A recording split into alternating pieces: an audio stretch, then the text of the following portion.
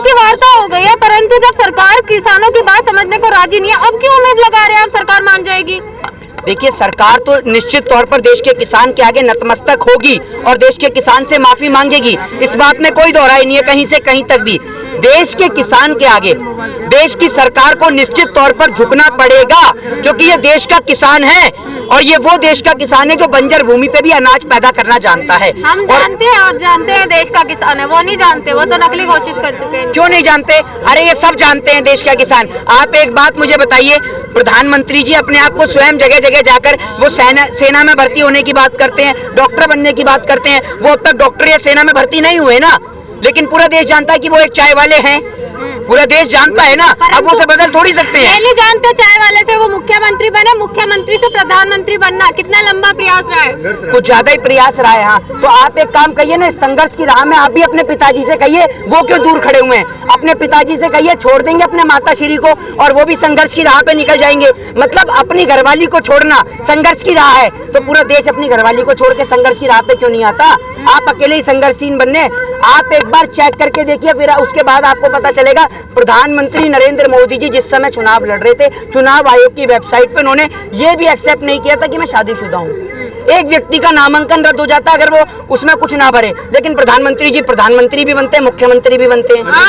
आपके चहेते पत्रकार अर्नब गोस्वामी जी जरा फंस चुके हैं, उनके बारे में कुछ बोलिए। देखिए, वो ना मेरे चहेते पत्रकार हैं। आप जैसे लोगों का काम है देश के अंदर दलालीगिरी करना, पत्रकारिता करके पत्रकारिता करने की बजाय पत्तलचाज पत्रकार बनना। जिस तरीके से आपने कुत्तों को देखा होटल के बाहर झूठी प्लेटों का इंतजार करते हैं, लेकिन आपकी हालत तो कुत्तों से भी बदतर हो गई। कुत्ता भी जिसकी रोटी खाता है उसकी वफादारी निभाता है, लेकिन आप तो देश के अंदर आप ये देखिए टीआरपी स्कैम घोटाला आप लोग करते हैं। और आप एक बात मुझे बताइए, ये आखिर आता कहाँ से? आप कहते हैं सूत्रों के हवाले से पता चला, कहाँ है ये सूत्र?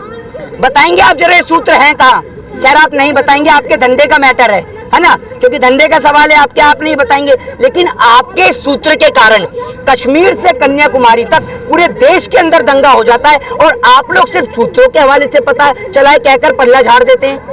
ये ठीक नहीं है। तो आप लोग सबसे पहले तो पत्रकारिता करिए, क्योंकि वरना वो दिन दूर नहीं कि जब आप हाथ में माइक पकड़ के कहेंगे माँ की कसम खा रहा हूँ, इस बार सच्ची खबर दिखा रहा हूँ, लेकिन किसी को भी आपकी बात पे यकीन नहीं होगा। तो अपना स्तर इतना भी नीचे मत गिराइए। आपके समर्थन में डेली उतर रहे हैं आप, हम पर इस प्रकार के इंजाम पहली बात तो मत लगाइए। और दूसरी चीज, इन्हीं की वजह से शायद संशोधन की बात हुई और 9 दौर की वार्ता हुई है। आप एक बात मुझे बताइए कि अगर आप पे ये इल्जाम नहीं लगाऊं तो क्या जाकर मैं स्वास्थ्य मंत्री के घर पे लगाऊं ये इल्जाम? ये बताइए ना, आप ही तो वकालतगिरी कर रहे हैं यहाँ पर सरकार की, वरना आप लोगों का काम है देश के किसान से पूछना कि किसान को क्या क्या समस्या है। आपने कभी देश के प्रधानमंत्री जी से प्रश्न करा है कि अगर आज देश के अंदर देश की इकोनॉमी गिर रही है तो उसका जिम्मेदार कौन है? देश के अंदर बहन बेटियों के साथ बलात्कार हो रहा है तो उसका जिम्मेदार कौन है? आपने प्रधानमंत्री जी से पूछा कि देश के किसान सड़कों पर बैठे हुए हैं, लेकिन आपको दिखाई नहीं देता। आप अपनी 95 साल की बूढ़ी माँ को नोटबंदी की कतार में लगाते हैं तो आपकी माता श्री देशभक्त कहलाती हैं, लेकिन किसान की माँ किसान आंदोलन में आ जाए तो वो आतंकवादी कहलाती है। ये कहाँ तक ठीक है?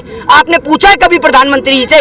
अगर आप प्रधानमंत्री जी से सवाल करते ना कि आज इस देश की हालत का जिम्मेदार कौन है, तो शायद आज देश की ये हालत नहीं होती। लेकिन क्या करें, आपको तो सवाल करते हैं विपक्ष से।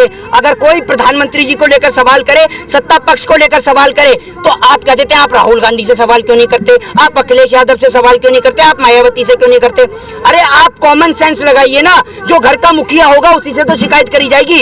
अब आप एक बात बताइए, हिंदी की क्लास में ले रहा हूँ, अगर मुझे हिंदी की कोई चीज समझ में नहीं आ रही तो मैं हिंदी के टीचर से ही पूछूंगा ना, साइंस के टीचर से जाके थोड़ी पूछूंगा कि मुझे हिंदी समझा। तो देश के मुखिया वो हैं, उनसे सवाल पूछा जाएगा। और आप कह रहे हैं कि वो उनका अंदरूनी मामला है, घर का मामला है, तो जब तक वो एक कॉमन मैन थे, एक आम आदमी थे, तब तक वो उनका घर का मसला था। लेकिन आज वो देश के प्रधानमंत्री हैं और देश के प्रधानमंत्री बनने के बाद ये मसला उनका अकेले का नहीं रह जाता, ये पूरे देश का मसला रह जाता है और उनको इस सवालों का जवाब देना होगा। आपने देखा सुप्रीम कोर्ट ने जो कमेटी बनाई उससे 2 सदस्य खुद बाहर हो गए। उनमें से भूपेंद्र सिंह मान जो है, उनके प्रवक्ता कहते हैं, जो उनके पर्सनल स्पोक्स पर्सन है, उनका कहना है कि उन्हें धमकियां दी जा रही है, इसीलिए वो बाहर हुए हैं। देखिए, देश के अंदर अगर धमकी दी जा रही है तो कोई ज्यादा बड़ी बात नहीं है। जब देश के अंदर देश के किसानों के ऊपर एनआईए जांच कमेटी बिठा सकता है, देश के किसानों के ऊपर केस दर्ज हो सकता है और कोई भी व्यक्ति जो इस देश का लॉ आपको और मुझे इजाजत देता है, राइट टू स्पीच की, राइट टू फ्रीडम की आजादी देता है, लेकिन आज वो देश के अंदर नजर नहीं आती। कोई भी व्यक्ति अगर सड़क पे बैठ के प्रोटेस्ट करता है तो पुलिस उठाकर ले जाती है। अरे देश हम लोगों का है, हम लोगों को सरकार से परमिशन लेनी पड़ेगी क्या है कि हम यहाँ बैठेंगे या नहीं बैठेंगे? अरे आप लोगों का क्या योगदान है देश में? आप मुझे एक बात बताइए, आज तक आपने किसी भी नेता के बच्चे को प्रोटेस्ट करते हुए देखा है? नहीं नजर आते। देश की गरीब जनता परेशान है, त्रस्त है सरकार से, तभी तो सड़कों पर उतरी हुई है। परंतु जिस प्रकार से तारीख पे तारीख दी जा रही है, कल भी तारीख आपको मिल चुकी है 19 जनवरी की वार्ता के लिए, क्या आपको लग रहा है उन देखिए, चीजों से तारीख फर्क का आपने अगर पड़ेगा? बात करी तो तारीख का सवाल आप उस सनी देओल से करिए जो एमपी बनके चुपचाप अपने घर के अंदर बैठे हुए हैं। तारीख की बात आप हमसे मत करिए, क्योंकि फिल्मी डायलॉग बोलने के लिए वो लोग माहिर है, गेहूं काटने के लिए हेमा मालिनी जी माहिर है। और सभी देश के किसानों से हाथ जोड़ के निवेदन है, जिसकी भी फसल का, गेहूं की बुआई का कार्य पूरा हो गया, उसके बाद सारे के सारे एक पत्र लिखना हेमा मालिनी जी को कि हमारे गेहूं की फसल हो चुकी है, आप कब काटने के लिए आ रही हैं जरा बताइए। क्योंकि ये देश के किसान को तो आतंकवादी बता रहे हैं, तो जब ये असली किसान है तो फसल काटने क्यों नहीं आते? आइए ना फसल काटने के लिए। आपको लग रहा है ट्रैक्टर रैली हुई, इतने प्रयास किसान ने किए, शांतिपूर्वक प्रदर्शन कर रहे हैं, कुछ असर पड़ रहा है? डर रही है सरकार कहीं ना कहीं, आपको लग रहा है? आप एक बात मुझे बताइए, अगर सरकार नहीं डरती, अगर एक बात मुझे बताइए, सरकार नहीं डरती तो क्यों गठित करती टीम?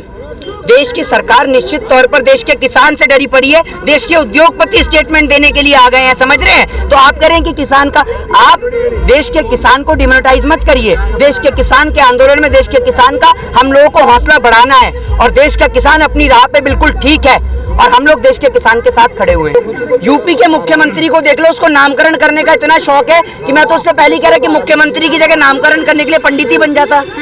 आप ये देखो, जो व्यक्ति अपना ही नाम बदल चुका है, उसका नाम था अजय सिंह बिष्ट, अपना नाम बदल के रख लिया योगी आदित्यनाथ, अभी पूरे देश का नाम बदलने में लगा है। उस व्यक्ति से अगर आप प्रश्न करो ना कि भाई यहाँ पर देश का किसान परेशान है, दिसंबर की ठंड हो रही है, तो वो कुछ नहीं कर सकता सिवाय इसके कि दिसंबर का नाम बदल के जून कर दे।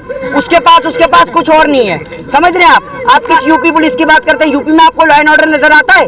कहीं नजर आता है? 144 जब मर्जी आप लगा देते हैं, अघोषित इमरजेंसी आप देश के अंदर लगा देते हैं, तो कहीं भी लॉ एंड ऑर्डर, लोकतांत्रिक देश भारत के अंदर लोकतंत्र डेमोक्रेसी मुझे तो कहीं नजर नहीं आ रही है। अगर आपको नजर आती है तो मुझे बताइए। परंतु यूपी के मुख्यमंत्री योगी आदित्यनाथ का कहना है, जो उत्तर प्रदेश राज्य का किसान है वो बेहद खुशहाल है और उनको 2-2 हजार रुपए मिल रहे हैं, अब उन्हें किसी चीज की जरूरत नहीं है। हाँ तो ठीक है, मुख्यमंत्री महोदय को मैं 4,000 रुपए देता हूँ, अपने परिवार का खर्चा चलाकर दिखाएं 4,000 रुपए में। 10,000 का तो वो वही पहन लेते हैं कपड़े, उनके वैसे ही खर्चे हो जाते हैं खाने पीने पे। एक दिन का खर्चा है इनका लाखों रुपए नेताओं का, मंत्रियों का, और जो किसान को 2,000 रुपए देके ढोल की तरह ढिंडोरा पीटने में लगे हैं। ये 2,000 रुपए क्या अपने घर से चाय का ठेला लगा के बेच के लेके आए थे क्या, जो 2,000 रुपए का एहसान दिखाने में लग रहे हैं? ये भाई 2,000 रुपए तो ये ऐसे ही खर्च कर देते हैं। जब प्रधानमंत्री जी 10 लाख का सूट पहन लेते हैं, 1.5 लाख का चश्मा लगा लेते हैं, आप 2,000 रुपए में गिनाने में लग रहे हैं। करोड़ों रुपए का तो इनको भाजपा का कार्यालय बन गया और आप 2,000 रुपए की बात कर रहे हैं। ये इनके बाप दादा को हिंदुस्तान को दहेज में थोड़ी लेके आए हैं, जो हिंदुस्तान की संपत्ति को बेचने में लग रहे हैं। कोई दहेज में लेके आया है हिंदुस्तान को तो बताए वो। किसान नेता कह रहे हैं कि ये जो ट्रैक्टर रैली जो जाएगी उसको भगवान भी नहीं रोक सकते। ऐसे में अगर 26 का नज़ारा देखें तो बड़ा चिंता वाली विषय है। एक तरफ पुलिस रहेगी, एक तरफ किसान कह रहे हैं कि भगवान भी नहीं रोक सकता है। तो उसमें चिंता वाला विषय है कि आप मुझे ये बताइए, आपको काय बात की चिंता नजर आ रही है? ये बताइए, आप मुझे चिंता किस बात की है? वहाँ किसी को मारने जा रहे हैं क्या ये किसान? नहीं, क्यों करेगी बल प्रयोग? आपको पता है आर्टिकल 19 आपने रीड करा है? आर्टिकल 19 आपको और हमें प्रोटेस्ट करने की आजादी देता है, और आप 26 जनवरी जो हमारे देश का गणतंत्र दिवस है, लोगों से आप उनकी आजादी छीनेंगे क्या? है, आप रीड करिए आर्टिकल 19। आपको जब रोका जा सकता है या तो आपके पास में हथियार हो या फिर आप किसी सरकारी संपत्ति का नुकसान कर रहे हो। जब आप किसी सरकारी संपत्ति का नुकसान नहीं कर रहे तो आपको क्यों रोका जाएगा, ये तो बताइए मुझे। आप किस बेस पे रोकेगी आपको पुलिस? मतलब किसान जाएगा, निश्चित तौर पर जाएगा। अगर किसान की मर्जी है तो जाएगा, और मर्जी नहीं है तो नहीं जाएगा। किस प्रकार जाएगा? आप देख नहीं रहे बैरिकेड्स लगे हुए हैं। अरे आप एक बात बताइए, सीमा भी निर्धारित कर दी है अब कि लाल किले तक नहीं जाने देंगे। आप एक बात मुझे बताइए, बैरिकेड लगे हुए हैं फिर भी हम लोग आए हैं ना, और भी लोग आए हुए हैं। देश के किसान को रोका गया था ना दिल्ली के अंदर घुसने से, लेकिन आज दिल्ली के चारों बॉर्डर्स पर बैठा हुआ है, चाहे वो राजस्थान बॉर्डर हो, टिकरी बॉर्डर हो, गाजीपुर बॉर्डर हो, चाहे सिंधु बॉर्डर हो, बैठा हुआ है ना देश का किसान। तो निश्चित तौर पर जैसे देश का किसान दिल्ली के अंदर आया वैसे जाएगा वहां पर, और उससे कोई नहीं रोक सकता इस बात के लिए।